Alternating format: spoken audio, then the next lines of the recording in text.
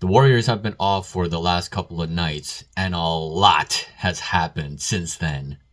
Needless to say, they played a game against the Orlando Magic tonight, and it is hardly worth talking about. If you saw the game, that you know that the Warriors had to win this game twice.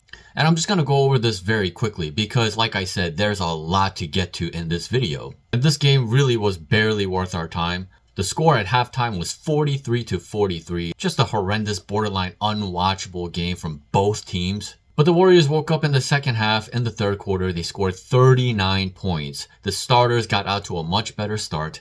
After scoring just 5 points in the first 6 minutes of the first quarter, and just generally having a disgusting offensive output in that first half, the Warriors got out to an 18-6 run in the first 6 minutes of the third quarter.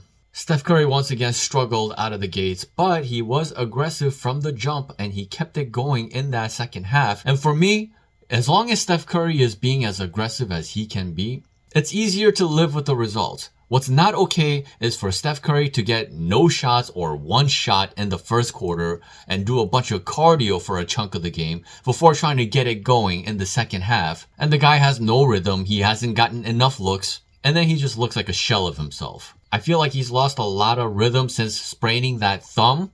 Once again, shooting just 2 of 12 from the three-point line. I think Steph needs to get into that mid-range area a little more. It's so easy to get guys off balance with his three-point shot just by faking it.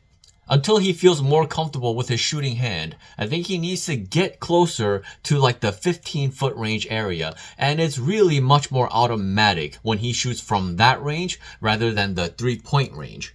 And there's 10 more days to go until the All-Star break, and that cannot come soon enough. But as I said, in that third quarter, he was more aggressive, and the Magic just couldn't buy a bucket. And with Curry being aggressive and Andrew Wiggins being hyper-efficient, at some point in the game, he was shooting 6 of 10 from the field, and he was 8 of 10 from the free throw line. Yeah, 21 points on 10 shots. That's pretty impressive. That's pretty efficient. And then Steve Kerr went back to his ways and went to a 4-guard lineup. But as I've been saying for a while now, Kevon Looney is the one guy who is able to anchor a 4-guard lineup. And Dennis Schroeder got going a little bit late in that third quarter. Moses Moody got going a little bit. And the Warriors were able to create a 15-point separation going into the fourth quarter. However, Steve Kerr doubled down on his 4-guard lineup, and this time he had Draymond Green trying to anchor said 4-guard lineup. Next thing you know, the Magic go on a huge run. They erase that 15-point lead in the blink of an eye. They bring it all the way down to a 6-point game in just under 3 minutes to start the fourth quarter. And by the 5-minute mark in the fourth quarter, it was a tie game, a brand new game. The Warriors went into the fourth quarter with a 15-point lead, and they get it erased. And that's what I mean when I say that the Warriors had to win this game twice, no thanks to Steve Kerr and his continual insistence on running nonsensical 4-guard lineups that just about nobody can anchor. Draymond can't even anchor a lineup when it's Jonathan Kuminga and Andrew Wiggins by his side. How is he going to anchor a 4-guard lineup? I mean, seriously, take a look at the lineup that Steve Kerr put out there in that fourth quarter. Look at the size. Draymond is literally the tallest guy on the floor, 6'6". This is the size of a high school team. Literally any NBA team can make a comeback or expand on a lead if they have it when the Warriors go to lineups like these, and Steve Kerr just can never seem to figure it out. As soon as Draymond comes back from an injury, immediately he puts the guy at the 5 next to 4 other guards. It's simply unreal. He played an 11-man rotation, but really it was more like a 10-man rotation because Guy Santos in the first half got 2 minutes and never saw the floor again. Makes no sense whatsoever. And then take a look at the 5 guys that came off the bench. It is Kevon Looney and 4 guards. Kevon Looney and 4 guards. That is the 5-man unit that comes off the Warriors bench now. Trayce Jackson-Davis, nowhere to be found. Guy Santos saw 2 minutes and then nowhere to be found. Kyle Anderson, nowhere to be found. I've just never seen a coach who so willingly wants to handicap his team every single game. So with about 5 minutes left to go in that fourth quarter, the Warriors are once again in a clutch game situation, their 30th clutch game of the season. They have the second most clutch games in the league. And this is just happening year by year now. Last year also, there's a reason Steph Curry won Clutch Player of the Year is because they played so many damn clutch games. But Steve Kerr elected to go to a regular size lineup to close the game with Steph Curry, Moses Moody, Andrew Wiggins, Draymond, and Kevon Looney. So think about this. In the first 7 minutes of the game, when the Warriors went to tiny lineups, the Magic scored 23 points. They were outscoring the Warriors 23-8. Disgusting. And then in the final 5 minutes, the Magic managed to score just 9 points. I mean, it's the same trend every time. Go tiny, get beat. Go bigger and win games. Like clockwork, without fail. Of course, the Warriors with size look like a completely different team. Draymond is at the 4 where he should be. Kevon Looney is anchoring. Andrew Wiggins is at the 3 where he belongs. And then you put a little extra size at the shooting guard spot with Moses Moody next to Steph Curry. And from there, the Warriors were able to create enough separation to win this game by 5 points. Anyway, enough about this ugly game. Like I said, a lot has happened in the last couple of days. Obviously, including the insane trade of Luka-Doncic for Anthony Davis. That is the most insane trade I have ever seen in my life. I have been following the NBA since the early 90s, and I have never seen anything like it. From an objective standpoint of the Mavericks and the Lakers, I'm just going to cover this really quick. Needless to say, giving up on Luka-Doncic, who is already a generational player, that is the trajectory that he's on and he's been on. The guy was literally in the finals last season. And the Mavs as an organization, with Nico Harrison leading the charge, decided that he's not that guy. This franchise decided to prioritize Kyrie Irving over Luka-Doncic. I have never seen anything like it. One of the most important things that a general manager must be able to do is to be able to scout and identify talents in the most accurate way possible. Needless to say, Luka-Doncic is a superstar. He's our number one option. Kyrie Irving has proven time after time that he's really more of a number 2 option than a number 1 option. And Nico's logic is that Luka is too out of shape and he too consistently gets out of shape. And apparently there were concerns that he could become like a Joel Embiid of sorts or even a Zion Williamson of sorts. Apparently he ballooned to 270 pounds. And it's easy to see that he's pretty unserious when it comes to his personal conditioning and just being in the best shape possible when it comes to staying that way throughout the course of an entire NBA season. And obviously he's been out for a while due to a calf injury. And certainly by getting a guy like Anthony Davis, the Mavericks do become more viable from a defensive standpoint. But typically, in order to win an NBA title, you need a guy. That guy. And if you don't have that, and if your team is not special across the board from top to bottom like the Celtics are, oh boy, good luck trying to win a title that way. Yeah, just a lot of questionable decisions from Nico Harrison. This guy to me is like a glitch in the matrix. I mean, this guy failed to sign Derrick Jones Jr., who was a vital piece for that title run last season as a primary POA. I think he's one of the best POAs in the league. The amount of length that he has, the athleticism, the foot speed, very tough guy to get a shot up over. And instead of retaining him, he loses him and then picks up Klay Thompson. If you're on this channel, you know how I feel about Klay Thompson's defense since he came back from that Achilles injury. Just not the same guy anymore on either end of the floor. And it's so funny hearing Nico Harrison talking about how defense wins championships, but he replaced Derrick Jones Jr. with Klay Thompson? I mean, make up your mind, guy. This guy is all over the map. And you know, apparently he forgot that once upon a time, Anthony Davis and Drew Holiday, and this is like peak Drew Holiday we're talking about, were once upon a time on the same team.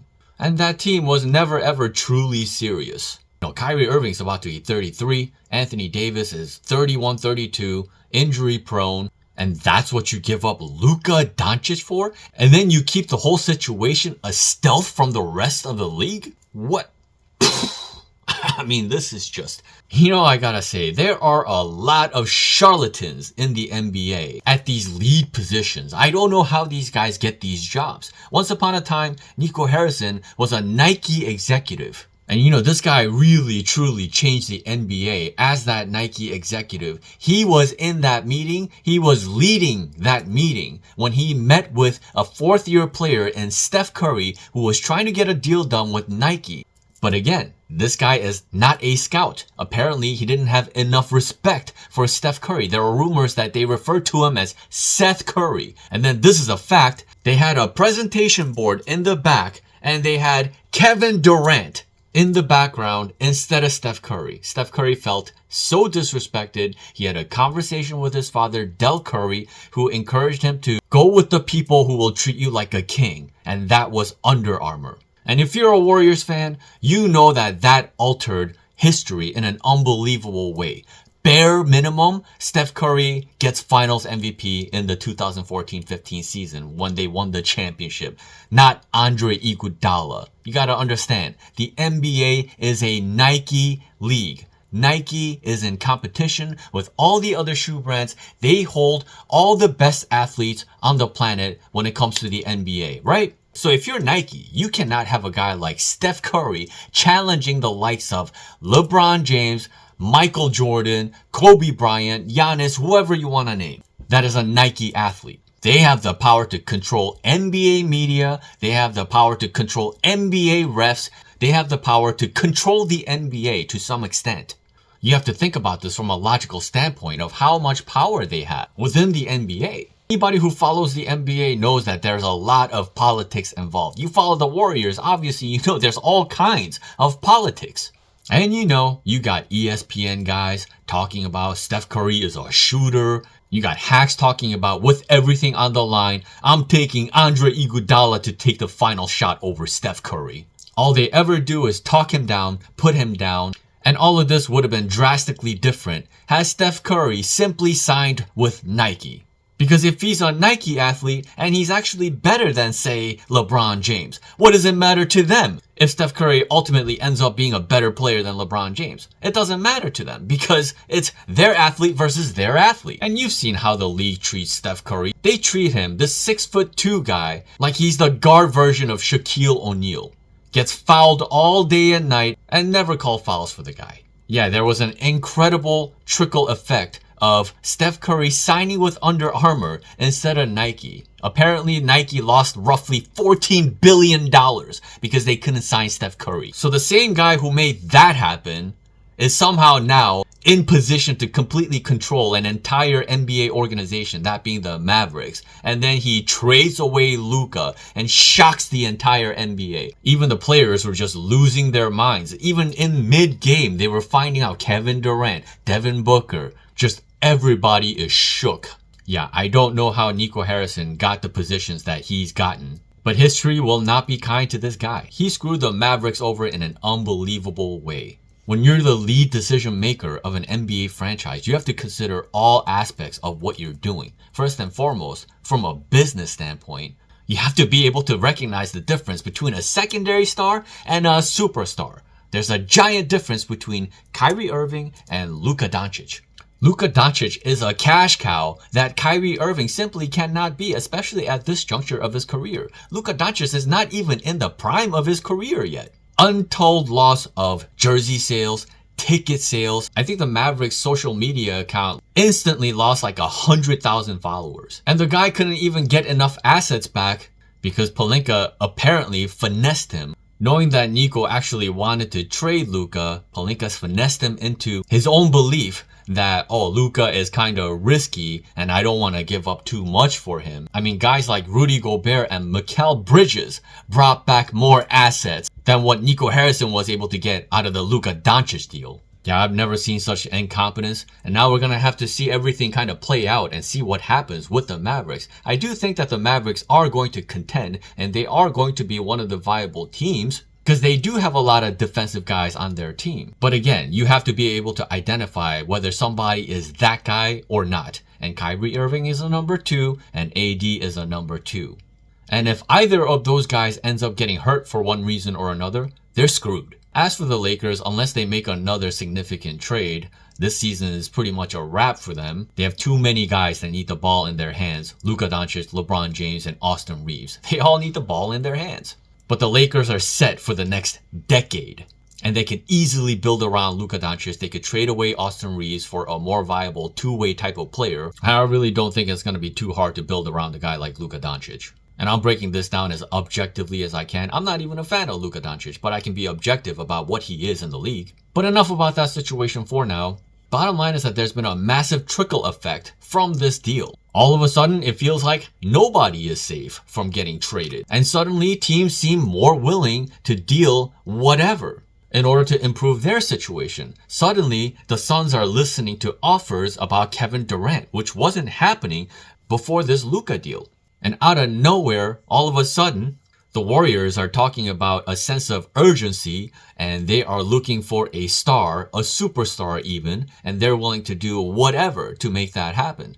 Where did that come from? How did that come about? All of a sudden, they're willing to move a guy like Jonathan Kuminga and Brandon Podziemski. Two guys they've been completely unwilling to move off of. Past offseason, when it comes to Kuminga, they haven't been willing to involve him in conversations for the last 3 years. But if those things finally get done for the Warriors, great. Apparently, they had a viable path to picking up Zach LaVine, but they said, you know what? We want a bigger fry. But we also know as Warriors fans that Cho Lacob and the Warriors love to give lip service and never actually do anything. But it sounds a little bit different this time. It really sounds like they are really going after some names.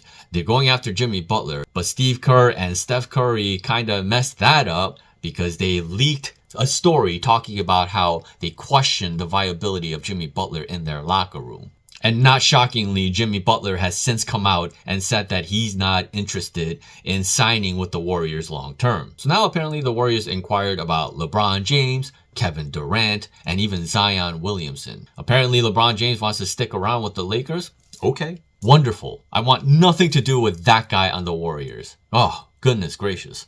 And then there's Kevin Durant. I just don't know how the Warriors would be able to go and get Kevin Durant. And I'm not sure at this juncture he's the most viable guy either. I mean, we're literally seeing Devin Booker and Kevin Durant not really working out for the last couple of years. Obviously, Steph Curry can provide the kind of spacing that a guy like Devin Booker cannot. And honestly, a simple pick and roll between Steph Curry and Kevin Durant, I mean, that would just be Kevin Durant wide open shots all day and night. Because no matter what, the defense is always going to prioritize Steph Curry in a pick and roll situation. If the Warriors can give up a ton of assets, if they can somehow keep Andrew Wiggins and still bring in a guy like Kevin Durant, at this point, man, they got to do whatever they can. It is what it is. And then there's the talk of Zion Williamson. And if you want to talk about a two-timeline plan and a viable two-timeline plan, Zion Williamson is literally it. He desperately needs a change of scenery. That Pelicans team is completely cursed. Everybody is injured every single year. They just lost DeJounte Murray to a torn Achilles. Just simply unbelievable. Brandon Ingram is constantly in and out of the lineup. Zion Williamson has constantly been in and out of the lineup. But as of right now, he's back.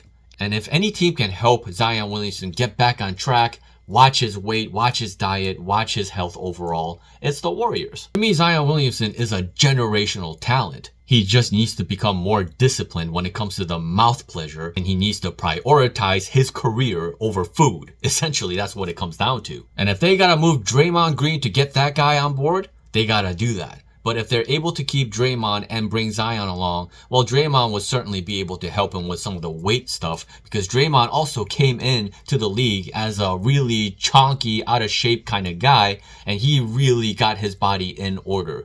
And more than anything, Zion needs viable veterans, smart veterans, guys that can give him the correct message of how to turn his career around, give him some wisdom. And if you can get Zion Williamson right and pair him next to Steph Curry and allow those guys to play some pick and rolls together, oh my goodness. Sky is the limit for that duo. Zion's ability to control the paint area, draw double teams, and then Steph Curry's ability to draw all kinds of bodies and play outside. That inside-out combination could really be deadly. Now that's a two-timeline plan that I can get behind. And yeah, I really don't know what's happened to the front office. I'm really not sure if it's the Luka Doncic deal that threw them off the loop or whatever the case may be. But they sound more serious than ever to have a desire to get a true deal done.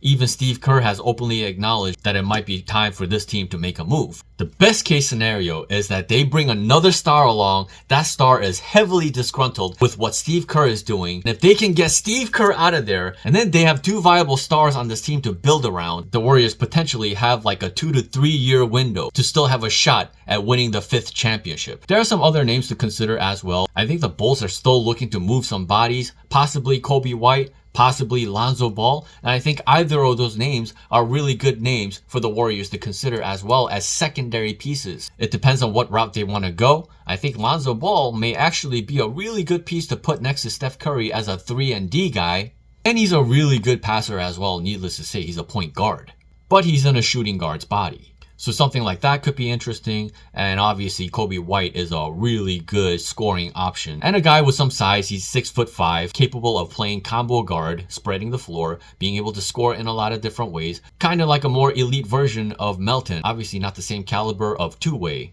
but he's roughly 10 times better than a guy like Buddy Hield. And no matter what, before this trade deadline is done, they need to get rid of Buddy Hield at all costs. And again, they need to consolidate the hell out of this guard-heavy situation. Like I said, Steve Kerr played 5 guys off the bench tonight, and 4 of them were guards. It's time to correct and rectify this situation. It's time to acknowledge that they've made a giant mistake with Jonathan Kuminga, who is neither here nor there. You have no idea what the future is going to be with Jonathan Kuminga because he's not shown or proven that he's a winner of any kind as of yet. And they completely wasted that 22-23 season holding on to Kuminga, who became completely useless by the time the playoffs came around. Think about that for a second. All the Warriors had to do was overcome the Lakers, and then there stood one team that they had to overcome. That being the Denver Nuggets, who ended up being the champions of that season. And if the Warriors beat the Nuggets in the Western Conference Finals, they would have walked to their 5th title because the team they had to face in the finals was the freaking Heat.